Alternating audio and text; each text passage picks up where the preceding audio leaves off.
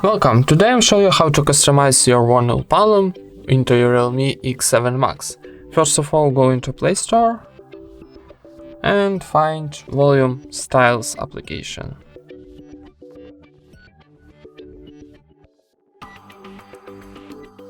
This one.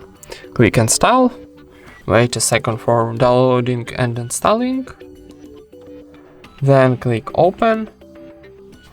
And now need to choose some volume panels options, for example iOS. And on the top we got button Start, so click it. And then need to give accessibility for this application, so turn on.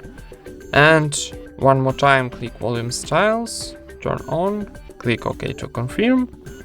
And yes, I agree.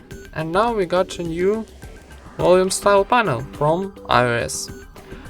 Thank you for watching, leave thumbs ups and subscribe to our channel.